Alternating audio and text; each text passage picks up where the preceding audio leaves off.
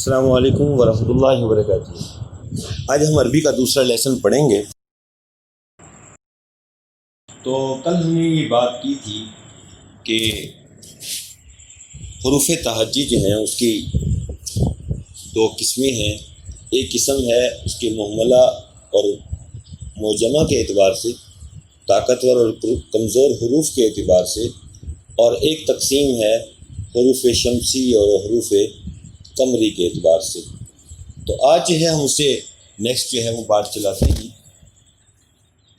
حروف کے ملنے سے کلمہ بنتا ہے، اگرچہ بعض حروف ایسے بھی ہیں جو اکیلے کوئی نہ کوئی معنی دیتے ہیں، جیسے لفظ با ہے، اس کا معنی ہے باقاعدہ، قسم بھی ہے، اس کا معنی کے ساتھ بھی ہے، اس کا معنی میں بھی ہے، یہ جو ہے بعض زائدہ کے طور پہ بھی آتی ہے۔ اسی طرح تا ہے تو تا کا معنی قسم بھی ہے، قاف ہے، قاف کا معنی کی طرح ہے، اور واو ہے اس کا معنی قسم ہے، لام ہے اس کا معنی کے لیے ہے۔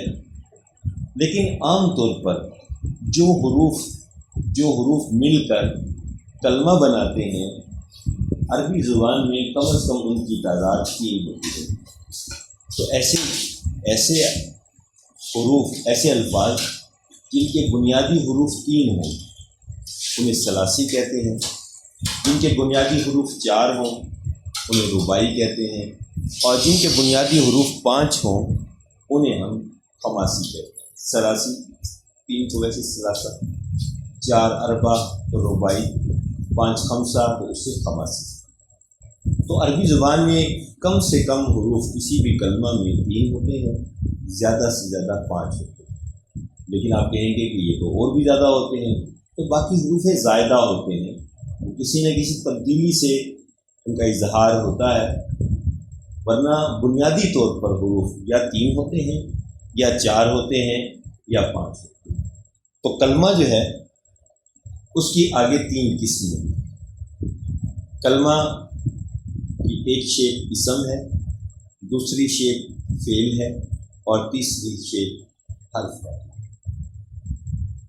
کلمہ کی 3 قسمیں، اردو گرامر کے اندر بھی ہم یہ بات جانتے ہیں کہ کلمہ کی 3 قسمیں ہیں، اسم، فعل، حرف۔ اسم جو ہے وہ کسی چیز کے نام کو کہتے ہیں، کسی چیز کے نام کو ہم اسم کہتے ہیں۔ دوسرا فعل ہے، تو فعل میں ظاہر کوئی نہ کوئی زمانہ پایا جاتا ہے، یا اس میں حکم دیا جاتا ہے، یا اس میں کسی چیز سے منع کیا جاتا ہے۔ تیسری قسم ہے حرف کی۔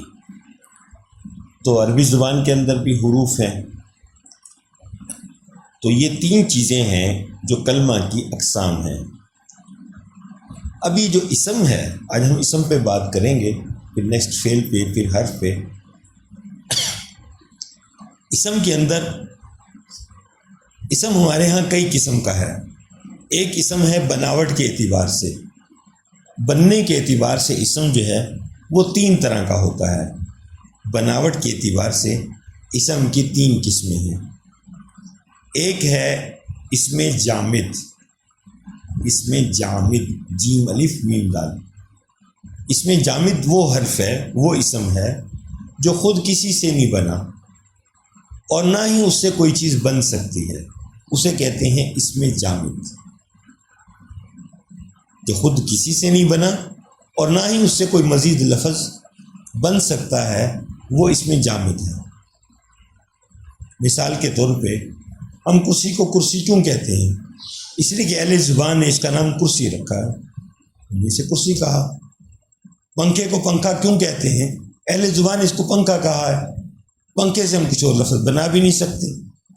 دروازے کو دروازہ کیوں کہتے ہیں؟ اہل زبان اس طرح کہتے ہیں، اس لیے ہم نے بھی اس کو کہا۔ لیکن اس دروازے سے، لفظ دروازے کو ہم کچھ اور طرح توڑ موڑ کر اس سے کوئی نیا لفظ بنا لیں، ایسا ممکن نہیں۔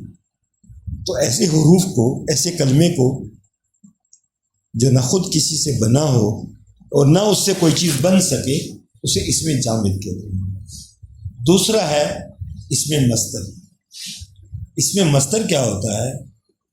مصدر اس کو کہتے ہیں جو بیس ہوتی ہے، جس سے جو خود تو کسی سے نہیں بنا ہوتا لیکن اس کے اندر بہت کچھ اس میں بن سکتا ہے.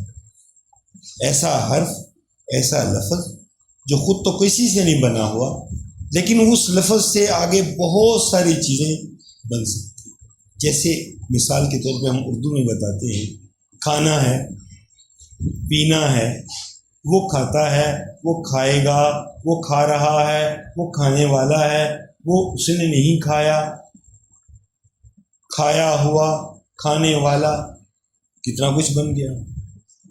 ایسے ہی پینا ہے، وہ پیتا ہے، وہ پیے گا، اس نے پیا، پینے والی چیز، پلانے والا، پیا ہوا. تو اس لفظ سے کتنا کچھ بن گیا. تو اس کو کہتے ہیں مصدر. ہمارے ہاں یہ عربی میں اس کی پہچان ہوتی ہے کہ درمیانی کلمے پہ جو ہے وہ جزم ہوتی ہے، اور انگلش کے اندر پہچان ہے ورب کی. ورب جو ہمارے ہاں ہے، ایک ورب سے ہم بے شمار آگے حروف بناتے چلے جاتے ہیں، الفاظ بناتے چلے جاتے ہیں. اور اسی طرح اردو کے اندر ہمارے ہاں اس کی پہچان ہے، آخر میں نون الف نا آتا ہے. کھانا، پینا، دوڑنا، بھاگنا، آنا جانا، بنانا، بننا، بہت کچھ. یہ ہمارے ہاں اردو میں مصدر کی پہچان ہوتی ہے، انگلش میں ورب کی شکل میں اور اردو کے اندر نون الف نا کی شکل میں. تو مصدر وہ چیز ہے، مصدر وہ کلمہ ہے جو خود تو کسی سے نہیں بنا. ہم نے کھانے کو کھانا کیوں کہا؟ ہم اسے پینا بھی تو کہہ سکتے تھے. نہیں، ہم نے اس لیے کہا کہ اہل زبان نے ایسے کہا، لیکن انہوں نے یہ کیسے بنایا کہ اس کو کھانا ہی کہتے ہیں، یہ بھی ہمیں نہیں پتا. البتہ کیونکہ انہوں نے اس کا استعمال کھانے کے لیے کیا، ہم اس کو کھانا ہی کہیں گے. اس نے اس چیز کا نام دوڑنا کیا، ہم اس کو دوڑنا ہی کہیں گے. خود کسی سے وہ لفظ نہیں بنا لیکن آگے اس سے بہت کچھ بنتا ہے، اس کو مصدر کہتے ہیں. جبکہ مشتقات، مشتق کس کو کہتے ہیں؟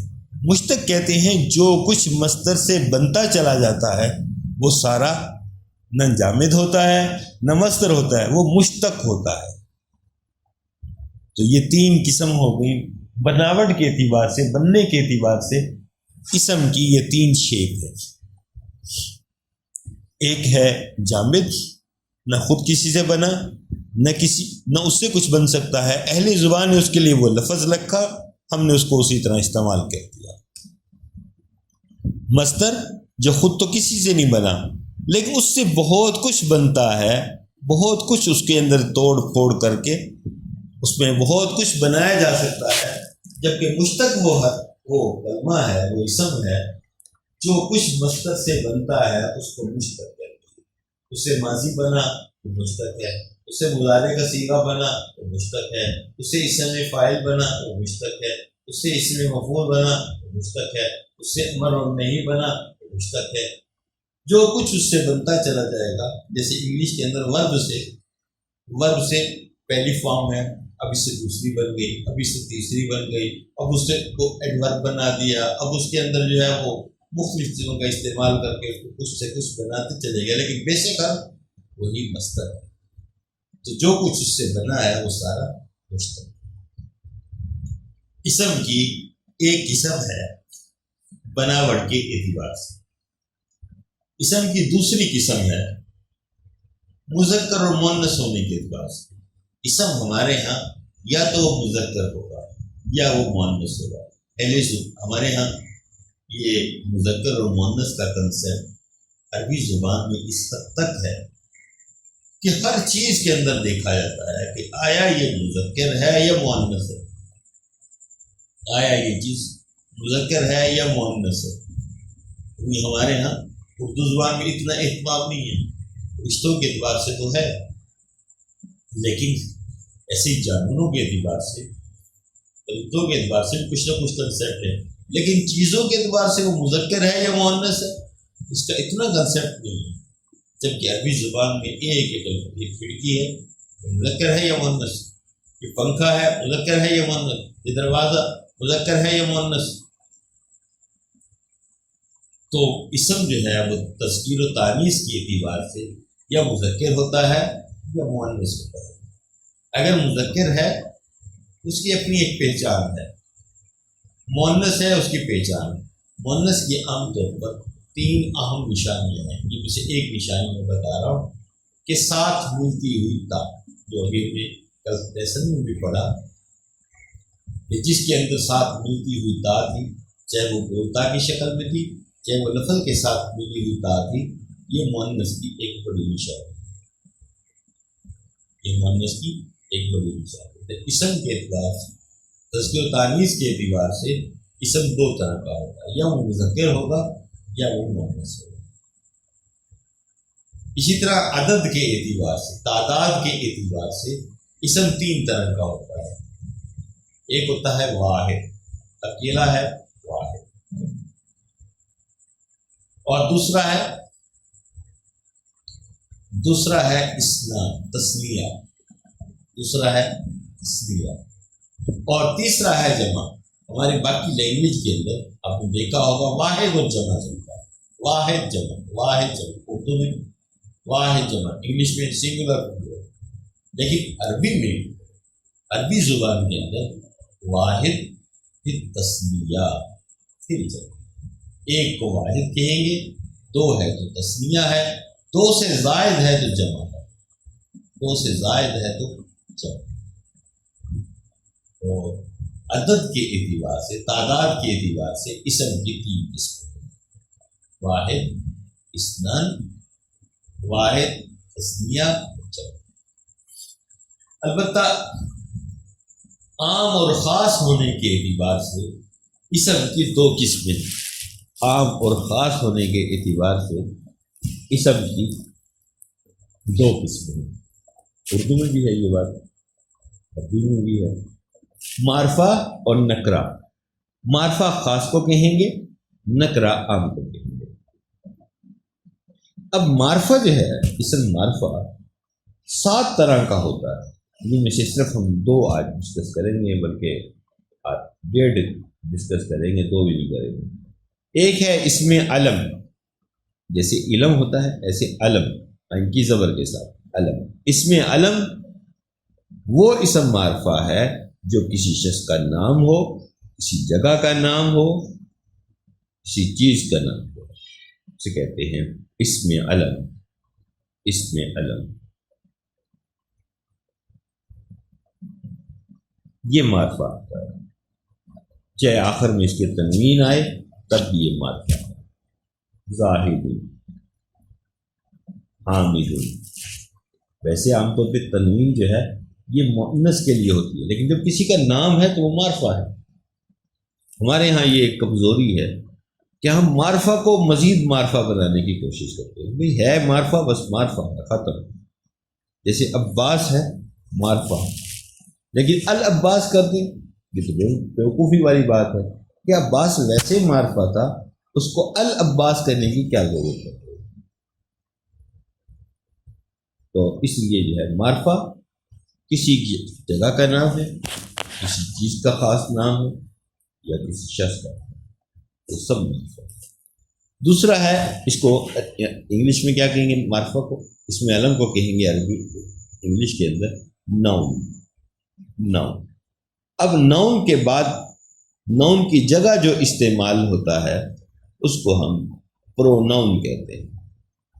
اس میں ضمیر پروناؤن جو ہے وہ ناؤن کی جگہ استعمال ہوتا ہے۔ مثال کے طور پہ میں یہ کہوں حامد اچھا بچہ ہے، وہ اپنے والدین کا کہنا مانتا ہے، صبح سویرے اٹھتا ہے، اس کے والد ڈاکٹر ہیں، اس کی والدہ استانی ہیں۔ اب یہ جو میں ساری باتیں کر رہا ہوں وہ اس کی سارے پروناؤن ہیں، پروناؤن کی نیچے۔ تو ایسے ہی عربی میں ناؤن کی جگہ جو استعمال ہوگا وہ پروناؤن ہوگا۔ اب عربی میں اس میں ضمیر جو ہے یہ پروناؤن جس کو ہم کہہ رہے ہیں، اس میں ضمیر کی بنیادی طور پر 2 تقسیمیں ہیں پروناؤن، ایک ہے منفصلہ اور ایک ہے متصلہ۔ اس میں ضمیر منفصلہ، اس میں ضمیر متصلہ۔ منفصلہ ایسی ضمیر کو کہتے ہیں جو الگ تھلگ ہوتی ہے، جو کسی لفظ کا حصہ نہیں بنا کرتی، الگ تھلگ، اس کو کہتے ہیں منفصلہ۔ جیسے ہوا، ہے ہوا، وہ معنی ہے اس کا۔ ہما، وہ دونوں، ہا دو چشمی ہا میم الف، ہما، ہا ہوا ہما، ہم دو چشمی ہا اور میم، ہم، ہیا دو چشمی ہا اور یا، ہیا، ہما دو چشمی ہا اور میم الف، ہما، ہن دو چشمی ہا اور نون شد والا، ہن، ہوا وہ ایک مرد، ہما وہ دو مرد، ہم وہ سب مرد، ہیا وہ ایک عورت، ہما وہ دو عورتیں، ہن وہ سب عورتیں، انتا تو ایک مرد، سیکنڈ پروناؤن، یہ ہوا ہما ہم، ہیا ہما ہن، یہ تھرڈ پروناؤن تھے۔ اب ہے سیکنڈ پروناؤن، جس کو انگلش والے تو صرف یو کہہ کے جان چھڑا دیتے ہیں، اس میں نہ تخصیص کرتے ہیں مذکر کی نہ مؤنث کی، نہ ہی تخصیص کرتے ہیں ایک کی، دو کی، تین کی، صرف سب کے لیے وہ یو استعمال کرتے ہیں۔ اور جبکہ ہمارے ہاں انتا تو ایک مرد، انتما الف نون تے میم الف، انتما تم دو مرد، انتم تم سب مرد، الف نون تے میم، انتم، انتی تو ایک عورت، انتما تم دو عورتیں، انتن تم سب عورتیں، الف نون تے نون شد والا، انتن، آنا واحد فرسٹ پروناؤن، آنا میں، نحنو ہم۔ اب آنا کے اندر واحد مذکر بھی شامل ہے، واحد مؤنث کے لیے بھی انا، اور نحنو میں تثنیہ اور جمع مذکر اور مؤنث شامل ہے۔ یہ 4 کی نمائندگی کرتا ہے، انا 2 کی نمائندگی کرتا ہے۔ تو گویا کہ ہم نے ویسے تو 6 کی ہم نے کیٹیگری بنائی تھی، تھرڈ پروناؤن 6 صیغوں پر مشتمل تھا، سیکنڈ پروناؤن 6 صیغوں پر مشتمل تھا، انتا، انتما، انتم، انتی، انتما، انتن، جبکہ فرسٹ پروناؤن صرف 2 پر مشتمل ہے۔ آنا 2 کی نمائندگی کر رہا ہے، واحد متکلم مذکر اور واحد متکلم مؤنث، اور نحن 4 کی نمائندگی کر رہا ہے، تثنیہ مذکر جمع مذکر، تثنیہ مؤنث جمع مؤنث، 4 کی نمائندگی کرتا ہے۔ تو یہ ہر جگہ یہ چلے گا، پہلے 2 صیغے، پہلے 2 جو پروناؤن ہیں وہ 6 کے ہیں، اور آخری جو 2 پروناؤن ہیں وہ 2 پر مشتمل ہیں۔ تو گویا کہ ہمارے ہاں صیغہ جات کل 14 ہوتے ہیں، 4 اس کے اندر آخری 2 کے اندر ضم ہو گئے ہیں، اس لیے کل تعداد ان کی 6 12 اور 2 14 صیغے ہوتے ہیں۔ تو یہ ان کا سیکھنا کیوں ضروری ہے؟ اس لیے کہ جملہ کے بنانے میں ہمیں سب سے زیادہ ان کی مدد کی ضرورت پڑتی ہے۔ مثلا آپ کسی کو کہیں ہوا حامد، ہوا زاہد، یا زینب، یا عائشہ، ہیا معلمۃ، انا مدرس، انا طالب، ہوا ابی، ہوا اب، ہیا ام، وہ والد ہے، وہ والدہ ہے۔ تو یہ اشارہ اس سے کیا جاتا ہے وہ کون ہے، وہ کیا ہے۔ اس میں یہ چیز کا خاص طور پہ خیال رکھنا پڑے گا کہ مذکر کو مذکر ہی کہنا ہے، پٹھان نہیں بن جانا۔ پٹھان کس طرح کرتے ہیں؟ مذکر کے لیے مؤنث، مؤنث کے لیے مذکر استعمال کرتے ہیں۔ اب عائشہ رضی اللہ تعالیٰ عنہ نماز پڑھ رہا تھا، حضور آئی تو عائشہ نے سلام پھیر دیا اور کھڑا ہو گیا۔ یہ کیا بات ہوئی؟ جہاں تذکیر و تانیث کا خیال ہی نہیں رکھتے تو آپ نے وہ پٹھان نہیں بننا۔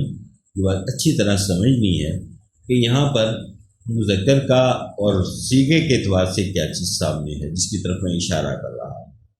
اور ایسے ہی جب جملہ بناؤ تو اچھی طرح ذہن میں بٹھا کر کہ یہاں مجھے یہ بولنا ہے، یہاں ہوا ہے، یہاں انتا ہے، یہاں آنا ہے، یہاں نانو ہے. یہ فرق ہمارے سامنے ہونا چاہیے. یہ تو نہیں کہ اب آدمی اپنی طرف اشارہ کر کے کہ ہوا رضوان، بھائی انا رضوان، انا رضوان، ہوا رضوان کیسے ہو گیا؟ ہوا تو وہ ہوتا ہے انا.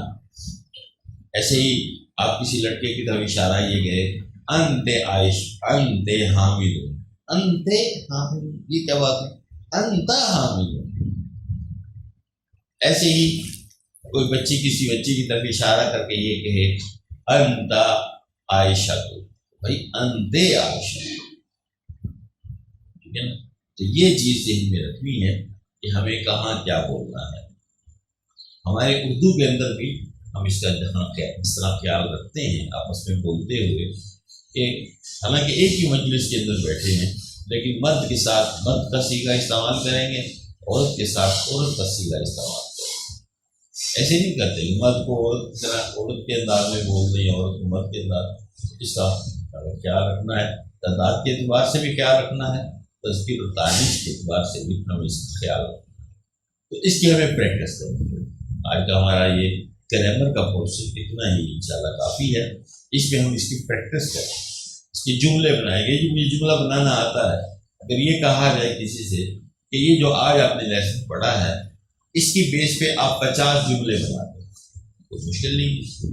بہت سارے ہمارے الفاظ اردو میں ایسے ہیں جو عربی زبان میں سے آئے ہیں. جیسے میں یوں کہوں ہوا معلم، ہوا معلم وہ استاد ہے. انت مدرس، انت طالبۃ، نحن مسلمون، نحن مؤمنون، انتم طالبون، انتم طالبون، نحن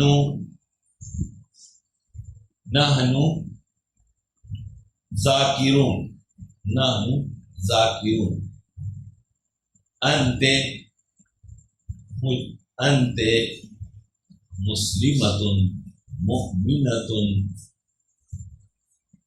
اور اسی طریقے سے انت ذاکرۃ، انت مؤمنۃ. اس انداز میں ہم بے شمار جملے صرف صیغوں کی تبدیلی سے، کبھی ادھر سے لفظ تبدیل کرتے ہیں، کبھی ادھر سے صیغہ تبدیل کرتے ہیں، اتنی ہی جملے ہم کرتے ہیں. ایسے نام کے ساتھ بھی کہہ سکتے ہیں ہوا زاہد، انت عائشہ، انا یوسف.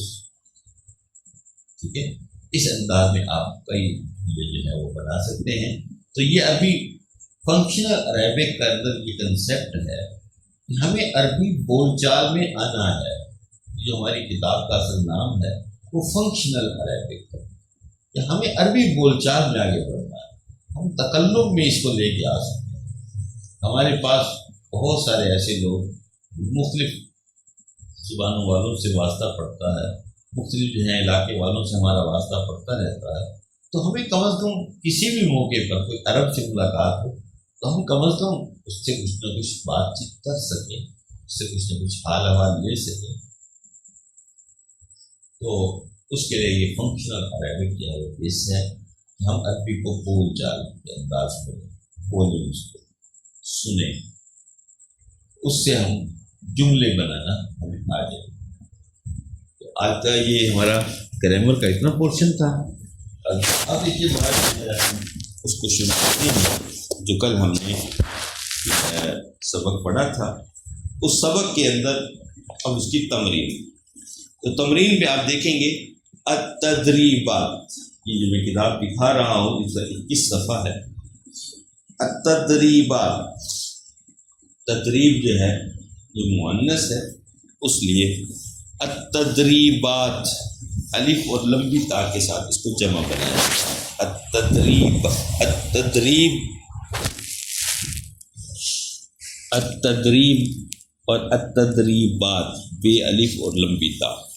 التدریب الاول، پہلی مشق۔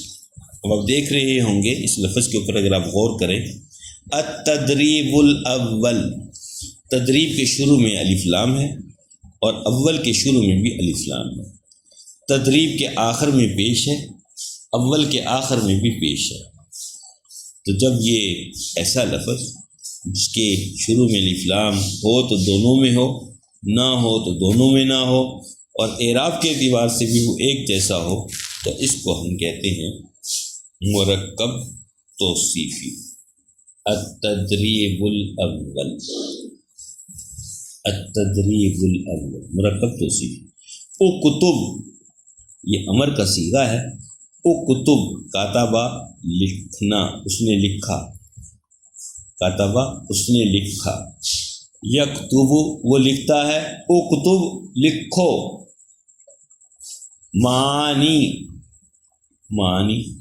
الکلمات التالیہ، الکلمات، کلمہ، جو بھی جس کی ہم نے بات کی تھی کلمہ، اور اس کی جمع بنا الکلمات، شروع میں الف لام آیا تو الکلمات، کلمہ کو الف اور لمبی تا کے ساتھ جمع بنایا گیا۔ التالیہ، جس طرح الکلمہ کے شروع میں الف لام ہے اس طرح تالیہ کے شروع میں بھی الف لام۔ جب بھی کوئی موصوف جس کی تعریف بیان کی جا رہی ہے ایسی چیز کی جمع ہو جسے عقل نہیں ہے، اب کلمے کو عقل تو نہیں ہوتی، وہ انسان تو ہے نہیں،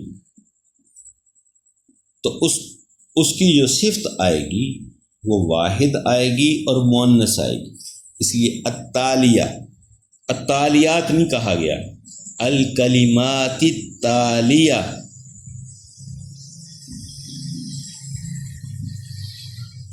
دونوں کے شروع میں الف لام ہے، دونوں کے شروع میں الف لام ہے۔ البتہ اب آپ دیکھ رہے ہوں گے کہ کلمات کی تا کے نیچے زیر ہے اور تالیہ کی تا کے اوپر زبر، یہ کیا فرق ہے؟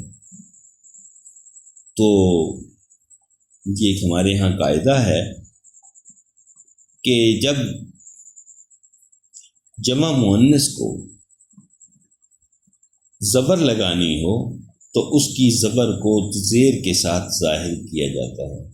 اصل یہاں پہ حکم کے اعتبار سے الکلمات التالیۃ ہے، حکم کے اعتبار سے کہ یہاں پہ تا پر زبر ہی ہے، لیکن کیونکہ جمع مؤنث میں یا تو پیش آتی ہے پیش ہونے کی شکل میں یا پھر زیر آتی ہے، اس پر کبھی بھی زبر نہیں آتی جمع مؤنث پر، جمع مؤنث پر، جمع مؤنث سالم پر کبھی بھی زبر نہیں آتی۔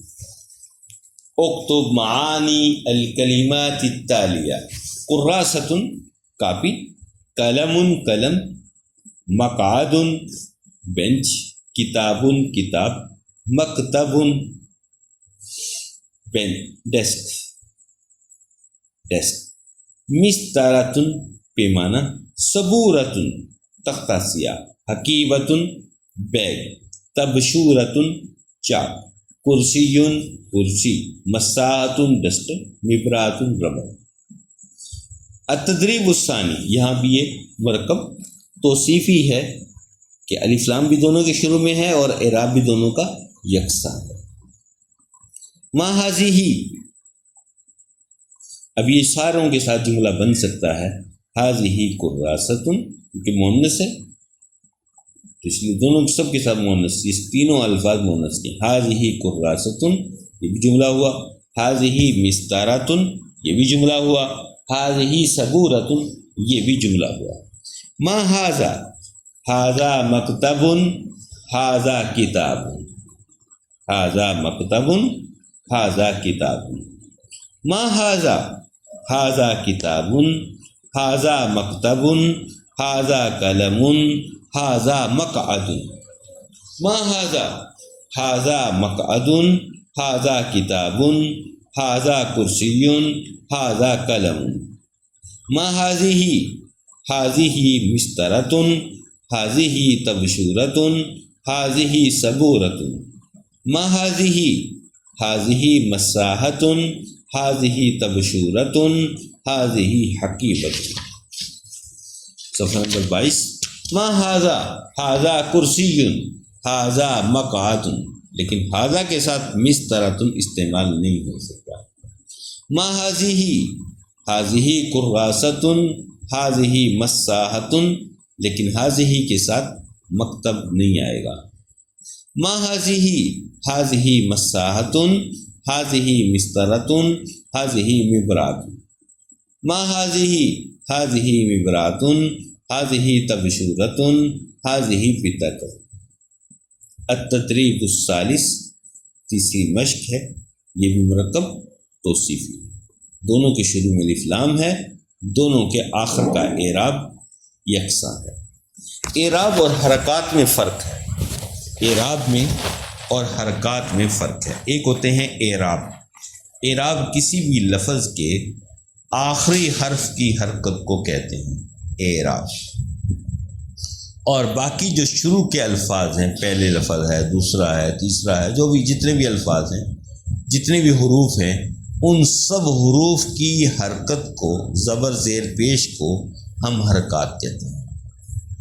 अरबी ज़ुबान में, अरबी ज़ुबान के अंदर ज़बर को फ़ता कहते हैं, फ़ता, फे ते हे,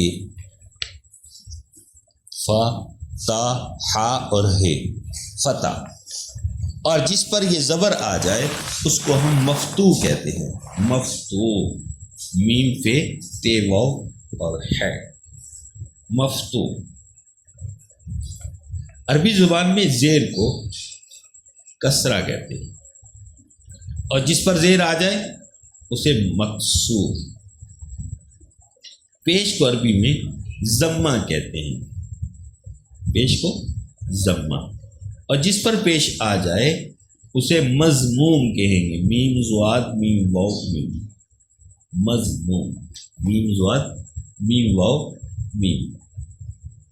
जबकि एराब के एतिबार से, एराब के एतिबार से अगर किसी भी लफ्ज़ के आखिर में ज़बर आ रही है तो उसे हम नसब कहते हैं, और जिस पर ज़बर आ रही है उसे मंसूब कहेंगे, और ज़ेर को जर कहेंगे, और जिस पर ज़ेर आई है उसे मजरूर कहेंगे। पेश को हम रफ़ा कहेंगे, और जिस पर पेश आया है उसे मरफू।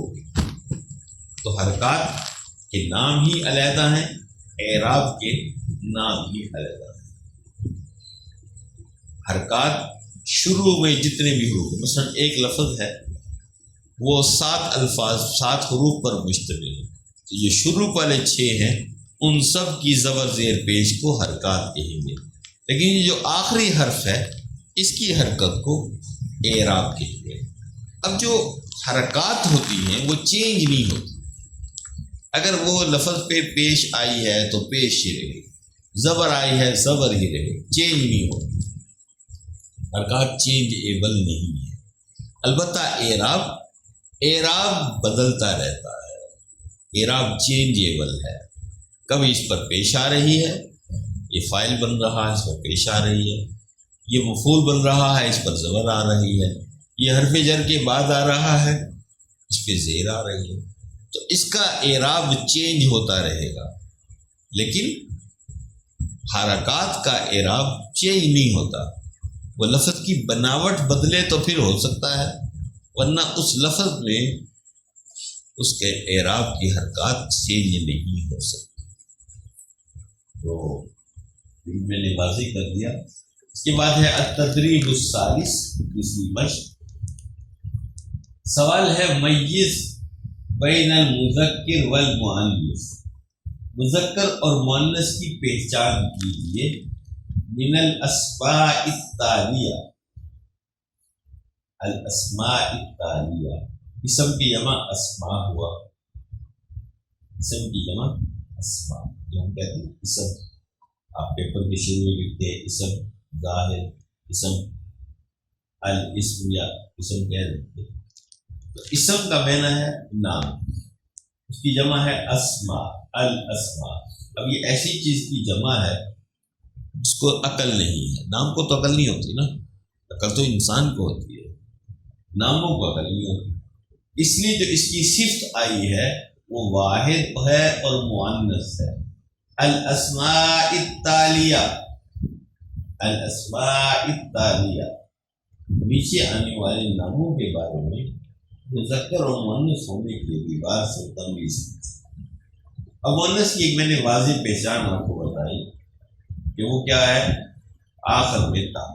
مستاراتن مؤنث ہے، صبوراتن مؤنث ہے، قراستن مؤنث ہے. البتہ حاضی ہی بھی مؤنث ہے اور تل کا بھی مؤنث ہے. جبکہ کتابن مذکر، مقعد مذکر، ھذا مذکر، ذالک مذکر ہے، پھر مؤنث ہے. لینگویج کے سیکھنے میں ہم کسی بھی ملک کے اندر یا کسی بھی خطے میں جاتے ہیں تو سب سے پہلے ہمیں وہاں کی زبان کی شدھ مدھ ہونی چاہیے. آپ کسی بھی جگہ پہ جاتے ہیں تو آپ پہلا کام یہ کریں گے کہ مجھے وہاں کی کم از کم گنتی 10 تک تو آئے، تاکہ اگر مجھے کسی سے کوئی لین دین کرنا پڑے تو مجھے کچھ نہ کچھ اس کا پتہ ہو.